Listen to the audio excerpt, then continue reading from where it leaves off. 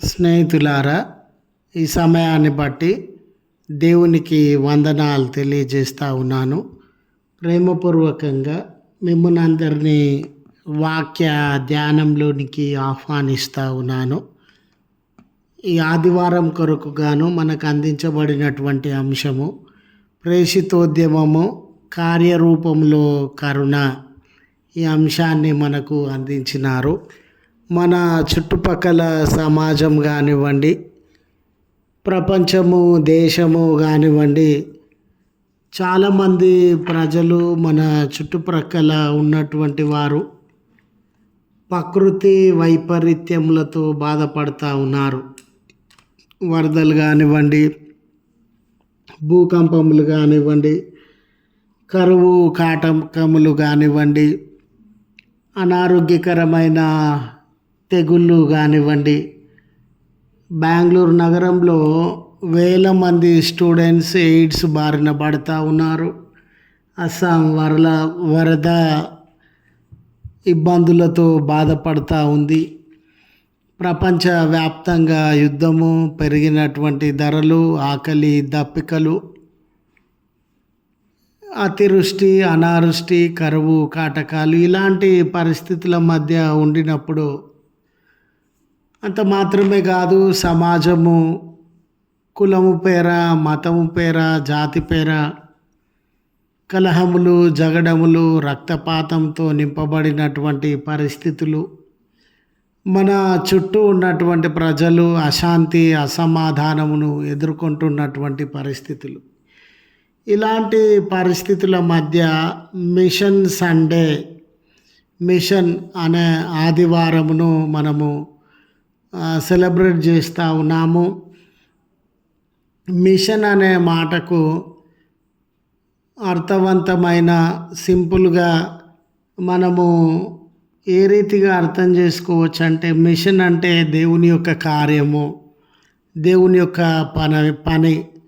మన చుట్టూ ఆకలిగా ఉన్న ప్రజలు, హింసింపబడుతున్న ప్రజలు, గాయములు, దెబ్బల పాలైనటువంటి ప్రజలు, కరువు కాటకాలతో అలమటిస్తున్నటువంటి ప్రజలు, తెగుళ్ళు, అనారోగ్యము సోకినటువంటి ప్రజలు, వరద బాధితులు, యుద్ధము వలన హింసింపబడుతూ ఉన్నటువంటి వారు, వెలివేయబడుతూ ఉన్నటువంటి వారు, కొట్టబడుతూ తిట్టబడుతూ ఉన్నటువంటి ఈ ప్రజల మధ్య మనము నివసిస్తూ ఉన్నటువంటి వేళ, విశ్వాసులంగా, క్రైస్తవ సంఘంగా ఈ మిషన్ దైవ కార్యము, దేవుని యొక్క పని, కార్యములలో కరుణ, ప్రేషితోద్యమము కార్యములలో కరుణ అనే అంశము అందించబడినటువంటి వేళ మనలో చాలామందిని విశ్వాసులంగా కష్టంలో ఉన్న వారి కొరకు, బాధలో ఉన్న వారి కొరకు, ఇరుకు ఇబ్బందులు, వెలివేతలు, గాయములు, ఆయాసకరమైన పరిస్థితులు, బలహీనతలలో ఉన్నటువంటి వారి కొరకు ప్రార్థించేటటువంటి వారంగా ఉండినాం. ప్రార్థించడము తప్పని నేను భావించడం లేదండి. మీ నిర్ణయము, మీ ఆలోచన సరి అయినటువంటిదే. మిషన్ దేవుని పనిలో కేవలము ప్రార్థించడం మాత్రమే సరిపోయేటటువంటి విషయము కాదు. మదర్ తెరీసా గారు పలికినటువంటి మాట, పెద్దలు అంటే మదర్ తెరీసా గారు తన జీవిత అనుభవంలో పాటించినటువంటి మాట, ప్రార్థించేటటువంటి పెదవుల కన్నా సహాయము చేసేటటువంటి చేతులు మిన్న. ఒకరు బాధలో ఉండగా, ఒకరు ఆకలిలో ఉండగా, ఒకరు నిరాశ్రయులుగా ఉండగా ఊరికే ప్రార్థన చేయడం వలన వారికి ఎటువంటి సహాయము, ఆదరణ, ధైర్యము దొరకదేమో. ప్రార్థనను మించి మన పనులను వారి ఎడల కార్యరూపంలో జరిగించవలసినటువంటి అవసరత ఉండిందేమో. యేసు ప్రభుల వారి జీవితాన్ని గమనించండి. సమస్త విధములైనటువంటి ప్రవక్తల జీవితాన్ని గమనించండి.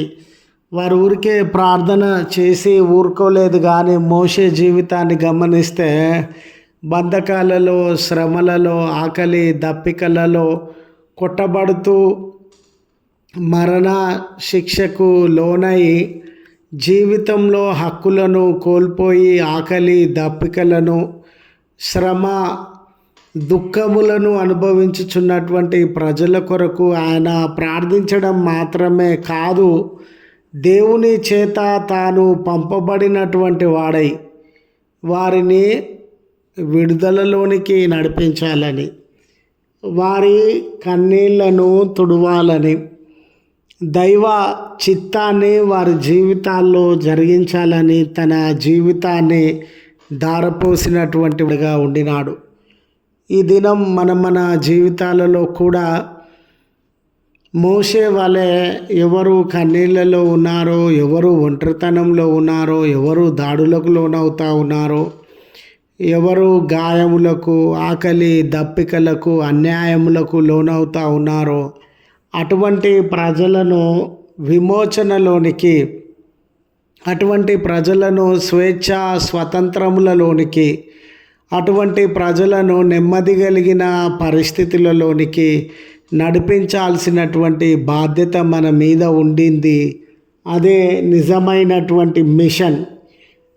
ప్రేషితోద్యమము మరి కార్యరూపంలో కరుణ. మనము కష్టం గల వారి ఎడల, బాధ కలిగిన వారి ఎడల, ఆపదలు కన్నీళ్ళు శ్రమలు కలిగినటువంటి వారి ఎడల కరుణ కలిగినటువంటి వారంగా ఉండాలి. ఆ కరుణ కూడా కార్యరూపంలో ఉండాలి. ఊరికే మన మనసులో మనం అనుకోవడం కాదండి. వారిని విడిపించడంలో కానీ, వారికి మంచి చేయడంలో కానీ, వారి కష్టాన్ని దూరపరచడంలో కానీ క్రియారూపంలో మన కార్యం ఉండాలనే విషయాన్ని తెలియజేయడానికి సంతోషిస్తూ ఉన్నాను. స్నేహితులారా, ఇవ్వబడిన లేఖన భాగములను గమనించినప్పుడు యెషయా గ్రంథము 88వ అధ్యాయము 6 నుంచి 10 వచనములను గమనించినప్పుడు ఇక్కడ చూడండి, ఆనాటి ఇశ్రాయేలు జనాంగము దేవుణ్ణి ఆరాధించడం అంటే ప్రత్యేక దినములను పాటించడము, పండుగలను ఆచరించడము, బలులను అర్పించడము, దేవుని నామమున ఉపవాసం ఉండి ప్రత్యేక ప్రార్థనలను జరిగించడము. ఇక్కడితోనే మా విశ్వాస జీవితంలో అయిపోయినవి, లేదా మా మీద ఉంచబడినటువంటి బాధ్యతలు తీరిపోయినవి అనే ఆలోచన విధానాన్ని వాళ్ళు కలిగినటువంటి వారుగా ఉన్నాడు. అటువంటి తరుణంలో వారు కేవలము ఉపవాసం ఉండుట వలననో, ప్రత్యేక ప్రార్థనలు జరిగించుట వలననో, పండుగలు జరిగించుట వలననో వారి బాధ్యత తీరిపోలేదు. కానీ వారి ఆరాధనలో, మరి ముఖ్యంగా వారి విశ్వాస జీవితంలో నీతి, కరుణ, జాలి అనేటటువంటివి ఉండాలి అని ప్రభువు ఆకాంక్షించేటటువంటి ప్రభువుగా ఉండినాడు. మీరు చెడును విడిచిపెట్టండి, నీతిని జరిగించడంలో ఆసక్తి కలిగినటువంటి వారుగా ఉండండి. మీ చుట్టూ ఉన్నటువంటి ప్రజలు బంధకాలు కలిగిన వారుగా ఉన్నారు, శ్రమలు కలిగిన వారుగా ఉన్నారు, ఇబ్బందులు పేదరికం కలిగినటువంటి వారుగా ఉండినారు.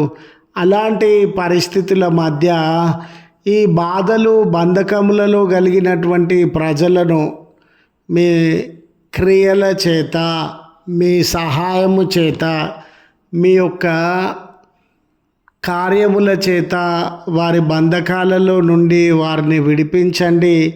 వారి శ్రమలలో మీరు సహాయాన్ని అందించేటటువంటి వారిగా ఉండండి.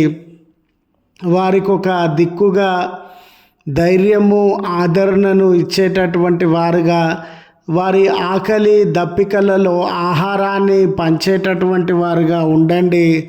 అదే నిజమైనటువంటి ఆరాధన, అదే నిజమైనటువంటి విశ్వాసము అనే దేవుడు వారికి జ్ఞాపకము చేస్తున్నాడు.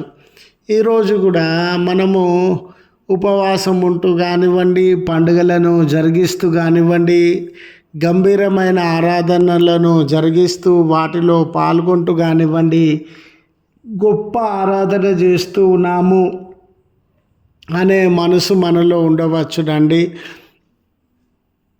దేవుని యొక్క పిలుపు మనకు అందించబడినటువంటి మిషన్ ఏంటనంటే బంధకాలలో ఉన్న బిడ్డలు, బలహీనతలలో ఉన్న బిడ్డలు, అనారోగ్యంలో ఉన్న బిడ్డలు, ఆకలి దప్పికలు కలిగినటువంటి బిడ్డలు, శ్రమ వేదన కన్నీళ్లు అనుభవించుచున్నటువంటి బిడ్డలు వారు విడుదల పొందేలాగున మనము కార్యము జరిగించాలి.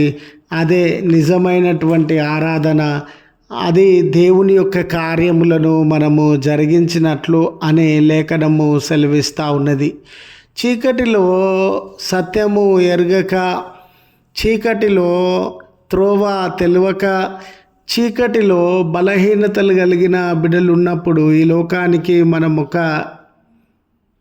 వెలుగు వలె, స్వస్థత కొరకు మార్గాన్ని చూపెట్టేటటువంటి వారి వలె, నీతిని అనేకులకు పరిచయము చేసేటటువంటి వారుగా ఉండాలని దేవుడు మన మిషన్ అనేది ఊరికే నోటి మాటతో సువార్త ప్రకటిస్తూ ఉన్నామండి, దేవుని వాక్యమును బోధిస్తూ ఉన్నామండి, అనేకుల మంచి కొరకు ప్రార్థన చేస్తూ ఉన్నామండి.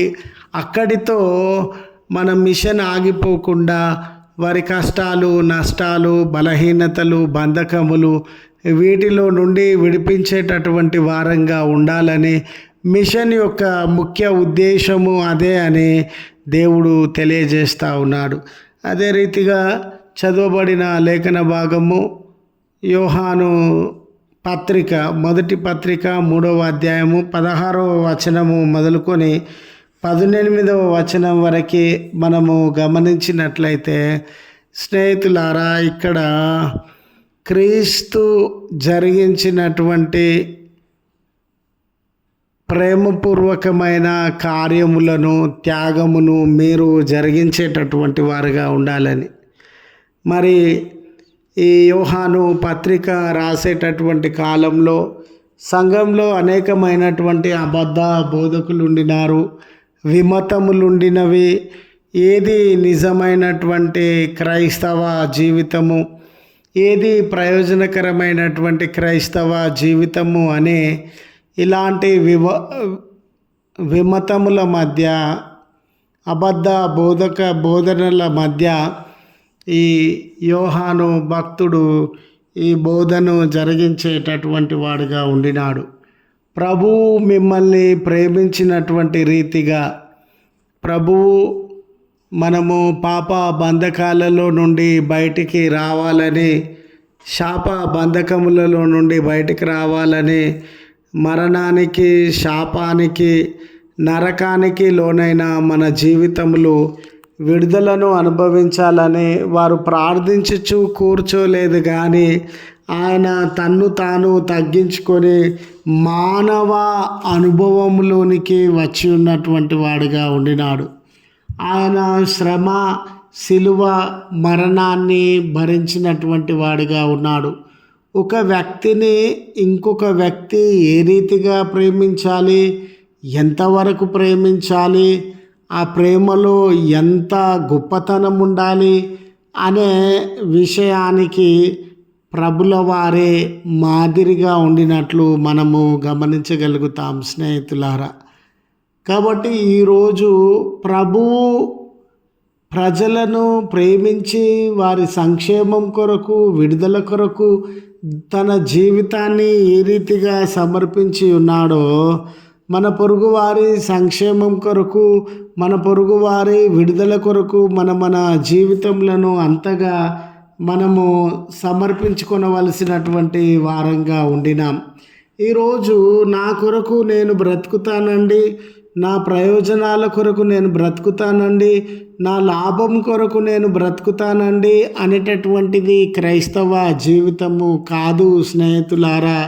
నా పొరుగు వారి ప్రయోజనాల కొరకు, వారి లాభం కొరకు, వారి సంక్షేమం కొరకు, వారి ఆధ్యాత్మిక ఎదుగుదల కొరకు, వారిని ఆవరించి ఉన్న బంధకములలో నుండి విడుదల కొరకు నేను జీవిస్తాను అనేటటువంటిదే క్రైస్తవ జీవితంలో ఉన్నటువంటి ప్రాధాన్యత, క్రైస్తవ జీవితంలో ఉన్నటువంటి ప్రత్యేకత అని తెలియజేయడానికి సంతోషిస్తూ ఉన్నాను.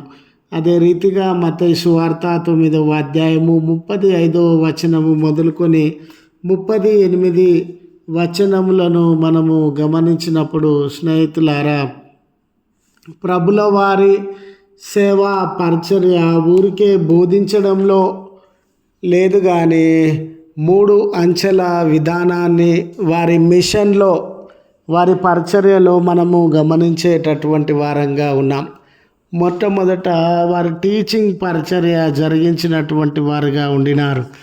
అంటే ఆనాటి యూదులు ధర్మశాస్త్రాన్ని తమ స్వార్థం కొరకు, ప్రయోజనాల కొరకు బోధిస్తూ ఉన్నటువంటి వేళ ధర్మశాస్త్రం అనేది మానవ జీవితంలో లేదా పరోపకారమును, ఇతరుల యొక్క ప్రయోజనముల కొరకు ఏ రీతిగా ధర్మశాస్త్రము ప్రయోజనకరమైనదో వారు టీచింగ్, బోధన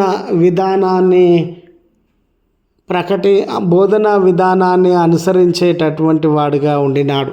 మన మిషనరీల సేవా పరిచర్యలను, మిషన్ విధానాలను గమనిస్తే వారు భారతదేశం లాంటి దేశాలలోనికి వచ్చినప్పుడు విద్యను అందించినటువంటి వారుగా ఉన్నారు. విద్య లేకపోతే మానవ సామాజిక మనుగడ ఇబ్బందికరంగా ఉంటుంది. సమాజంలో మానవుడు బందీగా, బానిసగా మారిపోయే ప్రమాదం ఉండింది.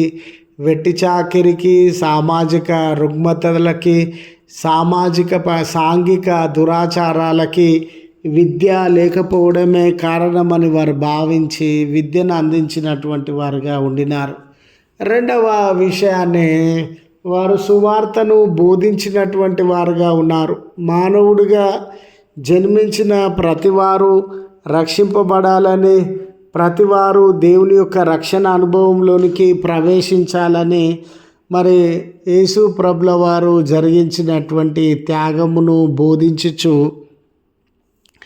విమోచన కార్యాన్ని, రక్షణను పరిచయము చేసినటువంటి వారుగా ఉండినారు. మూడవ విషయాన్ని గమనించినప్పుడు వారు మిషనరీలు స్వస్థతను అందించడానికి అనేక ఆసుపత్రులను, వైద్యశాలలను ప్రారంభించినటువంటి వారుగా ఉండినారు.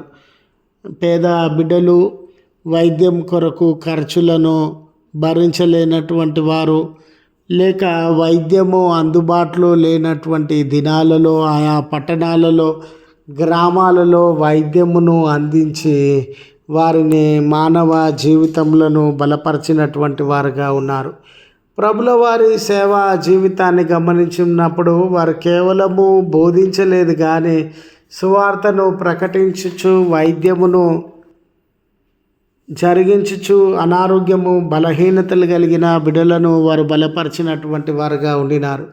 ఈ సేవా పరిచర్యలలో కేవలం నోటి ద్వారా బోధించడం కాదండి, నోటి ద్వారా సత్యాన్ని బయలుపరచడం కాదండి, జ్ఞానాన్నో, వివేకాన్నో, మధురమైనటువంటి మాటలను, ఆకర్షణీయమైనటువంటి మాటలను తెలియజేయడం కాదండి. వారి మిషన్లో కరుణ, జాలి, దయ ప్రాముఖ్యమైనటువంటివిగా ఉండినవి. వారు అనారోగ్యం కలిగినటువంటి వారిని, అనాథలను, దిక్కులేనటువంటి వారిని, వెలివేయబడినటువంటి వారిని, ఆకలి దప్పికల మధ్య జీవించేటటువంటి వారిని చూసినప్పుడు తన గొప్ప కనికరాన్ని వారి ఎడల కనబరిచి, అయ్యో వీరు కాపరి లేని గొర్రెల వలె ఉన్నారే, నాయకులు లేనటువంటి మంద వలె ఉన్నారే, త్రోసివేయబడతా ఉన్నారు, వెలివేయబడతా ఉన్నారే, అనేక విషయాలలో లోకంలో పేదలుగా జీవిస్తూ ఉన్నారే అని వారి ఎడల కనికరాన్ని ప్రదర్శించి ఆ పేదలను, ఆ దిక్కులేని వారిని, ఆ అనాథలను, ఆ అనారోగ్యం కలిగిన వారిని, ఆ అంటరానటువంటి వారిని ఉద్ధరించినటువంటి వాడుగా ఉండినాడు. గనుక మన జీవితాలలో ప్రభు కలిగి ఉన్నటువంటి కనికరము, జాలి, దయ మన జీవితాలలో మనము అనేకుల పట్ల, మన ఇరుగు పొరుగు వారి పట్ల కలిగి ఈ పరిచర్యను, దేవుని యొక్క మిషన్ని ముందుకు కొనసాగించాలని మనవి చేయుచు ఈ మాటలను ముగిస్తూ ఉన్నాను. త్రియేక దేవుని దివ్యమైనటువంటి కాపుదల మన ఎల్లరకు తోడై ఉండి మనలను కాపాడునుగాక. ఆమెన్.